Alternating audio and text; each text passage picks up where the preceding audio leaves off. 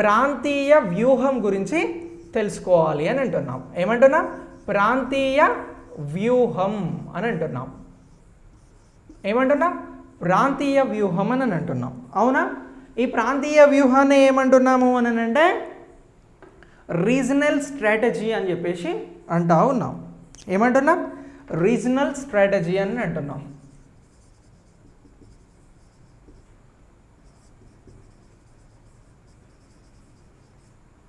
Okay, ఈ regional స్ట్రాటజీకి సంబంధించి ఏంటి అని అంటే దీనిలో ప్రధానంగా మళ్ళీ మనం 4 అంశాలను గురించి తెలుసుకోవాలి.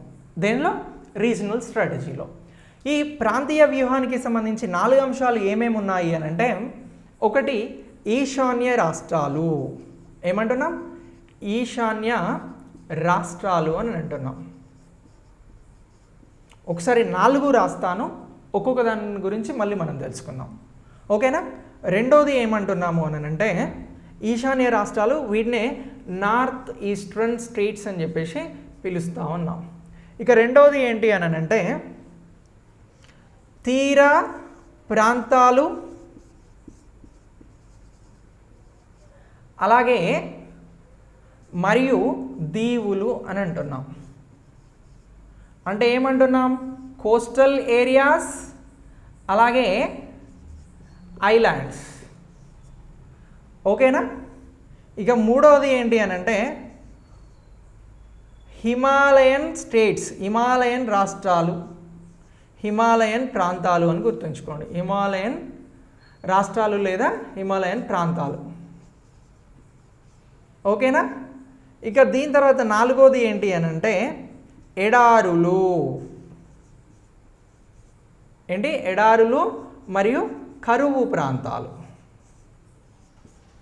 సో మిత్రమా, మనం ఇదంతా కూడా చాలా చాలా చాలా వివరంగా తెలుసుకుంటా ఉన్నాం. సో ఇది మీరు గ్రూప్ 1కి సంబంధించి మెయిన్స్ రాసినా కూడా ఈ అంశాలను తెలుసుకుంటే దీన్ని మీరు ఎలా అంటే అలా రాయొచ్చు. సో 2017లో దీనిని ఎజెండాగా రెడీ చేయడం జరిగింది. సో ఇప్పుడు ఇవి ఎలా ఇంప్లిమెంట్ అవుతున్నాయి అని అంటే ఇక్కడ విన్నదాన్ని మీరు ఇప్పుడు ఉన్నటువంటి కరెంట్ సిచ్యువేషన్ బేస్డ్గా చేసుకొని కరెంట్కి సంబంధించినటువంటి అంశాలను తెలుసుకొని రాస్తే అద్భుతమైన మార్క్స్ రావడానికి అవకాశం ఉంటుంది. ఓకేనా? సో ఇలా ప్రాంతీయ వ్యూహం, రీజనల్ స్ట్రాటజీకి సంబంధించి 4 అంశాలపైన కూడా ఫోకస్ చేయాలి అని చెప్పేసి చెప్తా ఉంది. ఎవరు చెప్తా ఉన్నారు ఇది అని అంటే నీతి ఆయోగ్ చెప్తా ఉంది. మరి ఇప్పుడు మనం ఒక్కొక్క దానిని గురించి తెలుసుకుందాం. ముందుగా దేనిని గురించి తెలుసుకుందామంటే ఈశాన్య రాష్ట్రాలను గురించి తెలుసుకుందాం. ఏమంటున్నాం? ఈశాన్య రాష్ట్రాలు అని అంటున్నాం. ఈ ఈశాన్య రాష్ట్రాలకి సంబంధించి ఏంటి అని అంటే మొత్తం 8 రాష్ట్రాలు ఉన్నాయి. ఎన్ని రాష్ట్రాలు ఉన్నాయి అని అంటున్నాం? 8 రాష్ట్రాలు ఈశాన్య రాష్ట్రాలుగా ఉన్నాయి. అవునా? ఏంటేంటి అవి అని అంటే సిక్కిం, అస్సాం, అరుణాచల్ ప్రదేశ్, మిజోరాం, మేఘాలయ,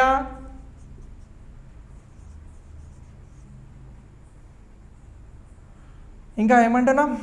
మేఘాలయ, అలాగే నాగాల్యాండ్, త్రిపుర. ఎన్నయ్యాయండి? 1 2 3 4 5 6 7. ఇంకొక రాష్ట్రం ఉంది. సో ఇంకొక రాష్ట్రం ఏంటి అని అంటే మిజోరాం, మేఘాలయ, మణిపూర్. ఏమంటున్నాం? మణిపూర్. సో ఇలా 8 రాష్ట్రాలు ఉన్నాయి. సో ఈ 8 రాష్ట్రాలు కూడా మనం ఈశాన్య రాష్ట్రాలు అని అంటున్నాం. నార్త్ ఈస్టర్న్ స్టేట్స్ అని చెప్పేసి పిలుస్తూ ఉన్నాం. ఈ 8 రాష్ట్రాలు కూడా 5 అంటే ఈ 8 రాష్ట్రాలు మొత్తం 5300 కిలోమీటర్ల అంతర్జాతీయ సరిహద్దును కలిగి ఉన్నాయి. ఎన్ని కిలోమీటర్లు అంటున్నాం? 5300 కిలోమీటర్లు. మరి ఏ దేశాలతో అంతర్జాతీయ సరిహద్దును ఈ 8 రాష్ట్రాలు కలిగి ఉన్నాయి అని అంటే చైనా, అలాగే నేపాల్, భూటాన్, మయన్మార్, బంగ్లాదేశ్. ఇలా ఈ 5 దేశాలతో అంతర్జాతీయ సరిహద్దును కలిగి ఉన్నాయి. ఇంకా వీటి ప్రత్యేకత ఏంటి అని అంటే ఈ రాష్ట్రాలకి సంబంధించి ఇక్కడ 52% ఎంత శాతం 52% అడవులు విస్తరించి ఉన్నాయి. ఏంటి ఫారెస్ట్ అనేది విస్తరించి ఉంది. ఇక దీంతో పాటు ఇక్కడ సహజ వనరులు చాలా అద్భుతంగా ఉన్నాయి. అంటే నీరు కానీ షెల్ ఆయిల్ కానీ ఇతర సహజ వనరులు అనేవి చాలా అద్భుతంగా ఉన్నాయి. ఎంత శాతం ఇక్కడ సహజ వనరులు ఉన్నాయనంటే 4వ స్థానంలో భారతదేశానికి సంబంధించి ఈశాన్య రాష్ట్రాలలో సహజ వనరులు ఉన్నాయి. అవి 4వ స్థానంలో ఈశాన్య రాష్ట్రాలు నిలుస్తాయి సహజ వనరులకి సంబంధించి అంటున్నారు. సో ఇలా ఇన్ని ప్రత్యేకతలతో ఈ ఈశాన్య రాష్ట్రాలకి సంబంధించి ఉన్నటువంటిది ప్రాంతం భారతదేశంలో ఉంది. మరి భారతదేశంలో ఉన్నటువంటి ఈ ఈశాన్య రాష్ట్రాలకి సంబంధించి 5 దేశాలతో అంతర్జాతీయంగా సరిహద్దును 5300 కిలోమీటర్లు కలిగి ఉంది అని అంటున్నాం. అయితే ఈ ఈశాన్య రాష్ట్రాలు ఈ 5 దేశాలతో సరిహద్దును కలిగి ఉన్నప్పటికీ ఇందులో భూటాన్కి, మయన్మార్కి, బంగ్లాదేశ్కి వెళ్ళేటువంటి ఎగుమతులు ఏవైతే ఉన్నాయో భారతదేశం నుంచి ఈ దేశాలకి ఎక్స్పోర్ట్ అవుతున్నటువంటి ఎగుమతులు సరుకులు ఏవైతే ఉన్నాయో అందులో 95% కూడా ఈశాన్య రాష్ట్రాల నుంచి వెళ్ళడం లేదు. ఇతర ప్రాంతాల నుంచి భారతదేశంలోని ఇతర ప్రాంతాల నుంచి 95% సరుకులు అనేవి ఈ దేశాలకు ఎగుమతి అవుతున్నాయి. కానీ ఎక్కువ సరుకులు అనేవి ఏ రాష్ట్రాలు ఎక్కువగా ఎగుమతి చేయాలి? పక్కనున్నటువంటి రాష్ట్రాలు అనేవి చేయాలి. కానీ ఇక్కడ సహజ వనరులు ఉన్నా, ఫారెస్ట్ ఉన్నా, అంతర్జాతీయ కనెక్టివిటీ అనేది ఉన్నా కూడా ఇక్కడ అభివృద్ధి అనేది జరగకపోవడంతో ఇక్కడి నుంచి కాకుండా భారతదేశంలో ఇతర ప్రాంతాల నుంచి సరుకులు అనేవి ఈ దేశాలకు వెళ్తూ ఉన్నాయి అని అంటున్నారు. మరి దీనిని అభివృద్ధి చేసుకోవాలి కదా ఈశాన్య రాష్ట్రాలను. సో దీనికోసం అని చెప్పేసి ఏం చేస్తూ ఉన్నారు అని అంటే ఈ దేశాలకి సంబంధించి ఈశాన్య రాష్ట్రాల ద్వారా భారతదేశం అనేది ఏ విధంగా ఉంది అని అంటే గేట్వేగా ఉంది. దేనికి సంబంధించి? అంతర్జాతీయానికి సంబంధించి గేట్వే అని చెప్పేసి కూడా భారతదేశాన్ని పిలుస్తూ ఉన్నారు ఈశాన్య రాష్ట్రాల ద్వారా. ఇంత ప్రత్యేకతతో ఉన్నటువంటి ఈశాన్య రాష్ట్రాలను అభివృద్ధి చేసుకోవాలి అని చెప్పేసి ఒక యాక్షన్ ఎజెండాను రూపొందించడం జరిగింది ఈ ప్రాంతీయ అభివృద్ధికి సంబంధించి. దీనిలో 3 years ఎజెండాలో ఏమంటున్నాం? యాక్షన్ ఎజెండాను రూపొందించారు అని అంటున్నాం. దేనికోసం? ఈశాన్య రాష్ట్రాలకి సంబంధించి. మరి ఏ యాక్షన్ ఎజెండాను రూపొందించడం జరిగింది? ఏ అంశాలపైన ఫోకస్ చేస్తూ ఉన్నారు ఈశాన్య రాష్ట్రాలను అభివృద్ధి చేయాలి అని అంటే అంతర్జాతీయంగా సరిహద్దును కలిగి ఉంది అని అంటున్నాం. సో దీనికి సంబంధించి ముందుగా దేశాలతో రవాణా ఒప్పందాలు ఏవైతే అంతర్జాతీయ సంబంధాలు కలిగి ఉన్నటువంటి దేశాలు ఉన్నాయో వాటికి సంబంధించి రవాణా ఒప్పందాలు చేసుకోవాలి అని చెప్పేసి చెప్తా ఉన్నారు. ఏంటి? రవాణా ఒప్పందాలు జరగాలి అని చెప్పేసి చెప్తా ఉన్నారు. ఓకేనా? ఇక దీంతో పాటు రవాణా ఒప్పందాలను చేసుకోవడంతో పాటు ఈశాన్య రాష్ట్రాల అభివృద్ధి కోసం అని చెప్పేసి ఏం చేయాలి అని అనుకుంటున్నారు అని అంటే ఇక్కడ పాడి పరిశ్రమను కూడా అభివృద్ధి చేస్తే ఇక్కడ ఉన్నటువంటి ప్రజలు అభివృద్ధి చెందుతారు, వారికి ఆర్థికంగా స్థిరత్వం వస్తుంది అని చెప్పేసి చెప్తా ఉన్నారు. ఇక ఈ ఈశాన్య రాష్ట్రాలకి సంబంధించి నదీ వ్యవస్థ ఎలా ఉంది అని అంటే ఇక్కడ బ్రహ్మపుత్ర నది ఉంది, అలాగే బారక్ అనేటువంటి నదులు ఉన్నాయి. ఈ బ్రహ్మపుత్ర భారక్ నదుల వలన కనెక్టివిటీ అనేది నౌకాశ్రయానికి సంబంధించినటువంటి కనెక్టివిటీ అనేది కూడా పెరుగుతుంది అని చెప్పేసి చెప్తా ఉన్నారు. ఇక రోడ్లకి సంబంధించి ఎలా ఉంటుంది ఈశాన్య రాష్ట్రాలలో అని అంటే ఎప్పుడైతే వర్షాలు కురుస్తాయో ఈ వర్షాల సమయంలో ఇక్కడ కొండ చర్యలు అనేవి విరిగిపడతా ఉంటాయి. సో ట్రాన్స్ హిమాలయాలకి సంబంధించి ఈ కొండ చర్యలు విరిగిపడతా ఉంటాయి కాబట్టి ఈ జాతీయ రహదారులు కానీ రాష్ట్రానికి సంబంధించినటువంటి రహదారులు కానీ ఈశాన్య రాష్ట్రాలలో ఉన్నటువంటి గ్రామాలకి సంబంధించినటువంటి రహదారులు అనేవి కూడా పూర్తిగా బ్లాక్ అవుతూ ఉన్నాయి. ఇక ఏదైతే సెంట్రల్ గవర్నమెంట్ నుంచి ఇస్తున్నటువంటి రోడ్డు అభివృద్ధికి కేటాయిస్తున్నటువంటి నిధులు ఉన్నాయో అవి తక్కువగా ఉన్నాయి అని చెప్పేసి 3 years ఎజెండాలో చెప్తా ఉన్నారు. వీటిని పెంచాల్సినటువంటి అవసరం ఉంది అని అంటున్నారు. ఈ 8 రాష్ట్రాలకి సంబంధించి వీటి రాజధానులు ఏవైతే ఉన్నాయో ఈ 8 రాష్ట్రాల రాజధానులను కలుపుతూ రోడ్డు కనెక్టివిటీ అనేది రావాలి అని చెప్పేసి కూడా సూచిస్తూ ఉన్నారు. ఇక దీంతో పాటు ఇంపాల్ ఏదైతే ఈ అరుణాచల్ ప్రదేశ్కి సంబంధించినటువంటి ఇంపాల్ నుంచి మోరే వరకు, అక్కడి నుంచి కాలే వరకు, ఇది మయన్మార్లో ఉంది కాలే అనేది ఎక్కడి నుంచి ఇంపాల్, అలాగే మోరే, కాలే ఇక్కడి వరకు కూడా కనెక్టివిటీ, అంటే ఏ కనెక్టివిటీ అని అంటే రైల్వే కనెక్టివిటీ అనేది పెంచాలి అని చెప్పేసి కూడా భావిస్తూ ఉన్నారు. ఈ ట్రాన్స్ హిమాలయన్ రైల్వేస్కి సంబంధించి దీని అభివృద్ధి కోసం భారతదేశంలో ఉన్నటువంటి రైల్వే మంత్రితో పాటు విదేశీ మంత్రిత్వ శాఖ కూడా దీనిపైన ప్రయత్నాలు చేయాలి అని చెప్పేసి చెప్తా ఉన్నారు. ఇక దీంతో పాటు భారతదేశానికి సంబంధించి ఈ 8 ఈశాన్య రాష్ట్రాలు ఆగ్నేయ ఆసియాకి అలాగే దక్షిణాసియాకి సంబంధించినటువంటి ప్రాంతాలకి సంబంధించి ఇవి చాలా ఇంపార్టెంట్గా ఉన్నాయి. ఈ ఆగ్నేయాసియా అలాగే పశ్చిమాసియాకి సంబంధించినటువంటి తూర్పు ఆసియాకి సంబంధించి ఆగ్నేయాసియా, తూర్పు ఆసియాకి సంబంధించి ఈ 8 రాష్ట్రాలు కీలకంగా ఉన్నాయి కాబట్టి మోటార్ ఒప్పందాలు కుదుర్చుకోవాలి అనేది కూడా మరొక అంశం వీరు మాట్లాడడం జరుగుతూ ఉంది. ఏమంటున్నారు? మోటారు ఒప్పందాలు అనేవి కూడా కుదరాలి అని అంటున్నారు.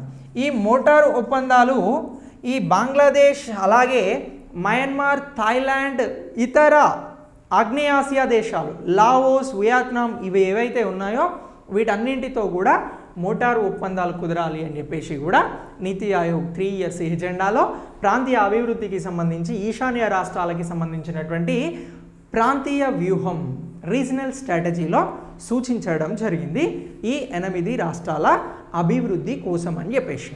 అంటే పూర్తిగా ఈ 8 రాష్ట్రాలను అభివృద్ధి చేసుకోగలిగితే భారతదేశానికి సంబంధించినటువంటి సహజ వనరుల కొరత తీరి అలాగే భారతదేశ అవసరాలను తీర్చేందుకు ఈ ఈశాన్య రాష్ట్రాలు ఉపయోగపడతాయి. అలాగే అంతర్జాతీయ సరిహద్దు కలిగి ఉన్నటువంటి భారతదేశానికి సంబంధించినటువంటి ఈ 8 రాష్ట్రాల ద్వారా ఆదాయం కూడా సమకూరుతుంది అనేది ఒక భావన. అయితే దీనికి సంబంధించి ఈ రాష్ట్రాలలో ఉన్నటువంటి సమస్యలను ఇటీవల కేంద్ర ప్రభుత్వం సీరియస్గా తీసుకొని పరిష్కరించే ప్రయత్నం చేస్తూ ఉంది. ఇక దీంతో పాటు ఇక్కడ అభివృద్ధి కార్యక్రమాలను కూడా వేగవంతం చేస్తూ ఉంది. ఓకేనా? ఇలా ఈ ఈశాన్య రాష్ట్రాలకి సంబంధించి నార్త్ ఈస్టర్న్ స్టేట్స్కి సంబంధించినటువంటి అంశం గురించి మనం ఇండియన్ ఎకానమీలో ఇలా తెలుసుకోవాల్సి ఉంటుంది 3 ఇయర్స్ ఎజెండాకి సంబంధించి. ఇక దీని తర్వాత తీర ప్రాంతాలు, దీవుల గురించి అని అన్నాం. ఏదైతే కోస్టల్ ఏరియాస్ అండ్ ఐలాండ్ అని అంటున్నాం.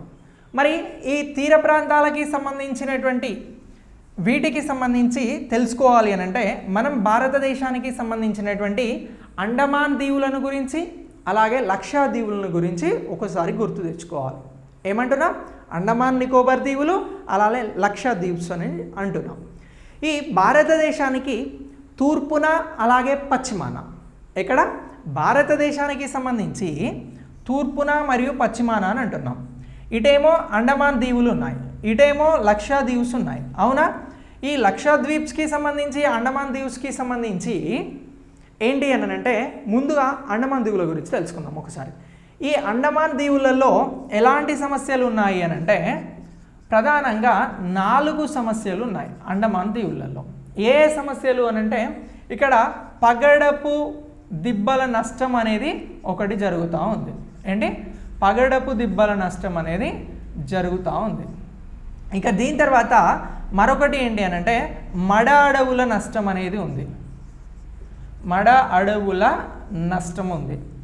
దీని తర్వాత మరొకటి ఏంటి అని అంటే మడ అడవుల తర్వాత ఇక్కడ షాండ్ బీచ్ నష్టం అనేది ఉంది. షాండ్ బీచ్ నష్టం. దీంతో పాటు ఫారెస్ట్ లాస్ అనేది కూడా ఉంది. లాస్ ఆఫ్ ఫారెస్ట్ అనేది కూడా ఉంది. ఫారెస్ట్ నష్టం అనేది జరుగుతూ ఉంది. ఎక్కడ జరుగుతూ ఉంది? అండమాన్ దీవులలో ఈ సమస్యలు ఉన్నాయి ప్రధానంగా. ఇక తీర ప్రాంతాలకి సంబంధించి దీవుల గురించి మాట్లాడుతున్నాం మనం. ఇక దీంతో పాటు మరొక దీవులు ఏంటి అని అంటున్నాం? లక్షద్వీప్స్ అంటున్నాం. ఈ లక్షద్వీపులలో ప్రజలు నివాసం ఉంటున్నప్పటికీ ఇక్కడ ఏంటి అని అంటే అక్కడ మంచినీటి సమస్య అనేది ఎక్కువగా ఉంది. తాగునీటి సమస్యతో పాటు ఇతర సమస్యలు అనేవి ఉన్నాయి. అయితే దీనికి సంబంధించి ఈ అండమాన్ దీవులకి సంబంధించి లక్షద్వీప్కి సంబంధించి ఇలాంటి సమస్యలు అనేవి ఉన్నాయి. ఇక ఈ అండమాన్ దీవులకి సంబంధించి ఎంత అనంటే ఇక్కడ మొత్తం 87% అడవులే విస్తరించి ఉన్నాయి. అంటే డీప్ ఫారెస్ట్స్ ఏవైతే ఉన్నాయో అవి విస్తరించి ఉన్నాయి. మరి ఇక్కడ 6% భూమి మాత్రమే అన్నింటికి అనుకూలంగా ఉంది. 87% అడవులు విస్తరించి ఉన్నాయి అని అంటున్నాం. అయితే ఈ అండమాన్కి సంబంధించినటువంటి దీవులతో పాటు లక్షద్వీప్స్కి సంబంధించినటువంటి ఐలాండ్స్ని డెవలప్ చేయాలి అని చెప్పేసి సూచించింది నీతి ఆయోగ్. దేనిలో? రీజనల్ డెవలప్మెంట్లో. దానిలో ప్రాంతీయ వ్యూహం రీజనల్ స్ట్రాటజీలో సూచించడం జరిగింది. మరి దీనికి సంబంధించి ఇటీవల కేంద్ర ప్రభుత్వం ఏం చేసింది అని అంటే ఒక 26 దీవులను తీసుకొని ఐలాండ్స్ని తీసుకొని వీటిని సమగ్రంగా అభివృద్ధి చేస్తూ ఉంది. ఏం చేస్తూ ఉంది? సమగ్రంగా అభివృద్ధి చేస్తూ ఉంది అని అంటున్నాం. ఓకేనా? ఇక ఈ సమగ్ర అభివృద్ధి 26 దీవులతో పాటు ఇంకేం చేస్తూ ఉంది అని అంటే ఇది ఎవరు చేస్తూ ఉన్నారు? హోం మంత్రిత్వ శాఖ చేస్తూ ఉంది. కేంద్ర హోం మంత్రిత్వ శాఖ చేస్తూ ఉంది. ఓకేనా? ఇక దీని తర్వాత లైట్ హౌజుల్ని ఏర్పాటు చేస్తూ ఉన్నారు. ఈ తీర ప్రాంతాలు కానీ దీవులు కానీ ఎక్కువగా పర్యాటక రంగం పైన ఆధారపడాల్సి ఉంటుంది. అవునా? ఈ పర్యాటక రంగానికి సంబంధించి ఒక 78 లైట్ హౌజులను నిర్మించడం జరిగింది. ఈ లైట్ హౌజుల ద్వారా పర్యాటక రంగం అనేది బాగా అభివృద్ధి చెందుతుంది. దీన్ని ఎవరు నిర్మించారు అని అంటే భారత షిప్పింగ్ మినిస్ట్రీ అనేది నిర్మించడం జరిగింది. ఏంటి? షిప్పింగ్ మంత్రిత్వ శాఖ నిర్మించడం జరిగింది. అవునా? ఇక దీని తర్వాత ఇటు ఏమో తూర్పు తీర ప్రాంతం, ఇటేమో పశ్చిమ తీర ప్రాంతం. ఇది మొత్తం కూడా ఎంత ఉంది అని అంటే 2500 కిలోమీటర్ల మేర విస్తరించి ఉంది. ఇలా ఈ తూర్పు పశ్చిమ తీర ప్రాంతాలకి సంబంధించినటువంటి అసమానతలను తగ్గించేందుకోసం అని చెప్పేసి ఏం చేస్తూ ఉన్నారు అని అంటే అభివృద్ధి కార్యక్రమాలను చేపడతా ఉన్నారు.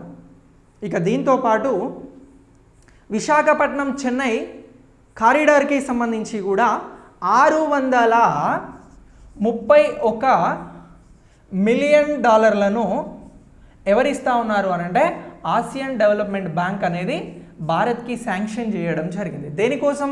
విశాఖ చెన్నైకి సంబంధించినటువంటి కారిడార్ అభివృద్ధికి సంబంధించి.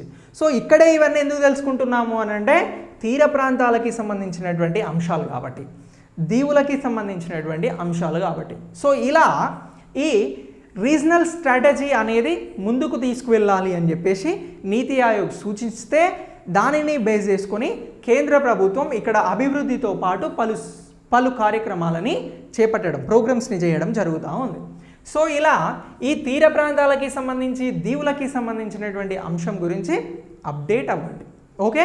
ఇక దీని తర్వాత మనం ఈ 3 years ఎజెండాకి సంబంధించి మరొక అంశం గురించి తెలుసుకుందాం. అదేంటి? ఇక్కడ చెప్పినటువంటి హిమాలయన్కి సంబంధించినటువంటి ప్రాంతాలను గురించి, ఈ హిమాలయన్ ప్రాంతాలలో ఉన్నటువంటి పరిస్థితులను గురించి 3 years ఎజెండాలో రీజనల్ డెవలప్మెంట్కి సంబంధించి, రీజనల్ స్ట్రాటజీకి సంబంధించి నీతి ఆయోగ్ ఏం చెప్పింది అని అంటే ఈ హిమాలయన్ ప్రాంతాలు ఏవైతే ఉన్నాయో వీటిలో మొత్తం భూములు అంటే బంజరు భూములు.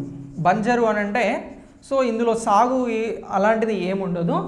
బంజర్ భూములు ఎంత ఉన్నాయి ఈశాన్య రాష్ట్రాలతో కలిపి అని అంటే 19.4% ఉన్నాయి అని చెప్పేసి చెప్తా ఉన్నారు. ఎంత? 19.4% ఉన్నాయి అని అంటున్నారు. ఇక దీంతో పాటు ఇక్కడ హిమాలయాలు అనేవి ఎక్కువ స్థలాన్ని ఆక్రమించి ఉన్నాయి. 3/1 అంటే 3/1 కూడా ఏముంది అని అంటే హిమాలయాలు అలాగే బంజరు భూములు అనేవి విస్తరించి ఉన్నాయి. ఓకేనా? ఇలా విస్తరించి ఉన్నటువంటి దీనికి సంబంధించి ఈ హిమాలయ ప్రాంతాలు ఎందుకోసం భారతదేశానికి బాగా ఉపయోగపడుతున్నాయి అని అంటే నీటి అవసరాలను తీర్చేందుకోసం ఉపయోగపడతా ఉన్నాయి. ఏం చేస్తూ ఉన్నాయి? నీటి అవసరాలను తీర్చేందుకు ఉపయోగపడతా ఉన్నాయి. సో ఇలా ఉన్నటువంటి ఈ నీటి అవసరాలను తీర్చుతున్నటువంటి హిమాలయాలకి సంబంధించి కూడా ప్రత్యేకమైనటువంటి దృష్టి పెట్టాలి అని చెప్పేసి చెప్తా ఉన్నారు. సో ఇందులో జమ్మూ కాశ్మీర్ గురించి మనం ప్రత్యేకంగా మాట్లాడుకోవాలి. జమ్మూ కాశ్మీర్ అనేది కూడా ఈ హిమాలయ రాష్ట్రాలకి సంబంధించి ఒక భాగంగా ఉంది. సో దీనికి ఉన్నటువంటి ఆర్టికల్ 370 ప్రత్యేక ప్రతిపత్తిని రద్దు చేసేంత వరకు కూడా ఇక్కడ కొన్ని హింసాత్మకమైనటువంటి ఘటనలు జరిగి జమ్మూ కాశ్మీర్ అనేది పూర్తిగా అభివృద్ధి జరగలేదు. సో ఇలాంటి అంశాలపైన కూడా ఫోకస్ చేయాలి అని చెప్పేసి ఈ ప్రాంతీయ అభివృద్ధికి సంబంధించి రీజనల్ డెవలప్మెంట్కి సంబంధించి ప్రత్యేకంగా సూచించడం జరుగుతూ ఉంది. జమ్మూ కాశ్మీర్, హిమాచల్ ప్రదేశ్ అలాగే ఉత్తరాఖండ్ వీటన్నింటినీ కలుపుతూ ఒక రైల్వే మార్గాన్ని నిర్మించేందుకోసం అని చెప్పేసి దేనిని జమ్మూ అండ్ కాశ్మీర్ అలాగే హిమాచల్ ప్రదేశ్ అలాగే ఉత్తరాఖండ్, సో దీనికి సంబంధించి ఏం చేయాలి అన్నారు, ఒక రైల్వే లైన్ను నిర్మించేందుకు సాధ్యాసాధ్యాలపైన పని చేయాల్సినటువంటి అవసరం కేంద్ర ప్రభుత్వానికి ఉంది అని చెప్పేసి కూడా నీతి ఆయోగ్ సూచించడం జరిగినది. ఓకేనా.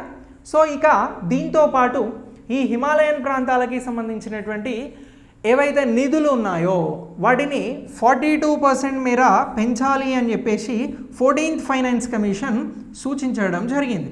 ఎవరు? 14th ఫైనాన్స్ కమిషన్ సూచించడం జరిగింది. అంటే ఇప్పటివరకు ఇస్తున్నటువంటి నిధులు ఇవి కొండ ప్రాంతాలు కాబట్టి తక్కువగా ఉన్నాయి, వీటిని పెంచాల్సినటువంటి బాధ్యత కూడా ఉంది అని చెప్పేసినటువంటి అంశాన్ని నీతి ఆయోగ్ మరొకసారి ఇక్కడ సూచించడం జరిగింది 3 years ఎజెండాలో ఈ రీజనల్ స్ట్రాటజీకి సంబంధించి. ఓకేనా. అలా ఈ హిమాలయన్ ప్రాంతాల గురించి కూడా మనం నీతి ఆయోగ్లో తెలుసుకోవాలి.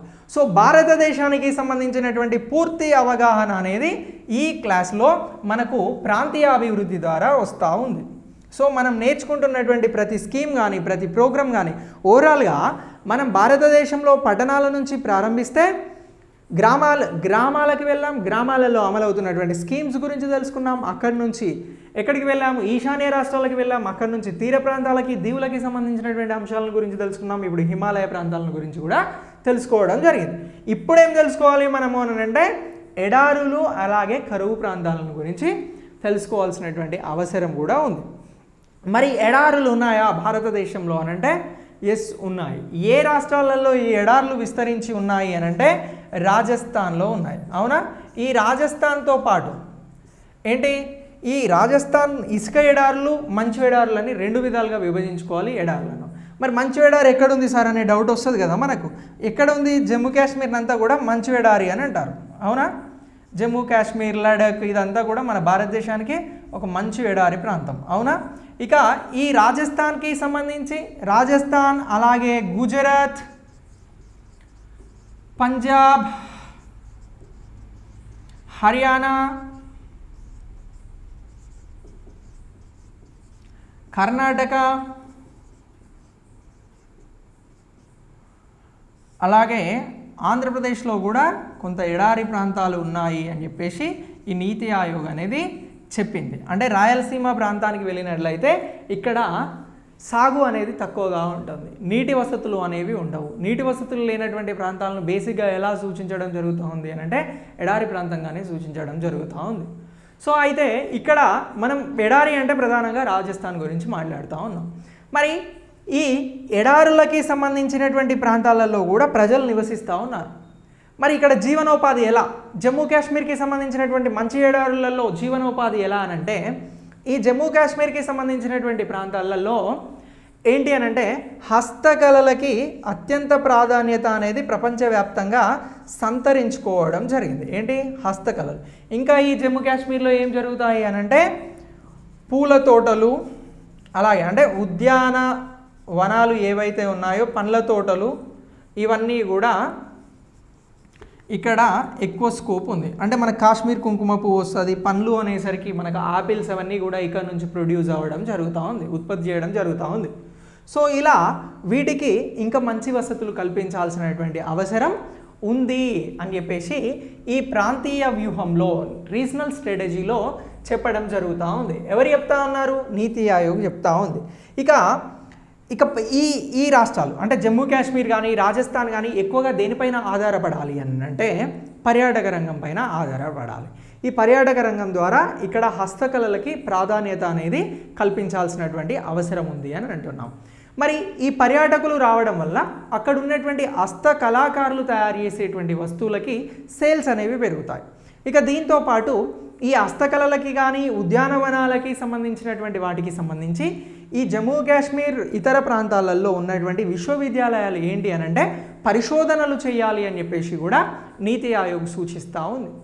ఇక దీంతో పాటు ఎవరైతే ఢిల్లీ ఉత్తర భారతదేశాన్ని దేశ క్యాపిటల్ హస్తినాపురంను విజిట్ చేయడానికి వెళ్తారో వారికి సంబంధించి అక్కడి నుంచి రాజస్థాన్ వెళ్ళేందుకు చాలా ఈజీ కనెక్టివిటీని తీసుకురావడం, అక్కడి నుంచి అజ్మీర్ కానీ ఉదయ్పూర్ కానీ ఇతర జబల్పూర్ కానీ ఇలాంటి ప్రాంతాలు ఏవైతే ఎడారి ప్రాంతాలు ఉన్నాయో వాటన్నింటినీ కూడా ఇక్కడ కనెక్ట్ చేయాలి అని చెప్పేసి కూడా సూచిస్తూ ఉంది నీతి ఆయోగ్.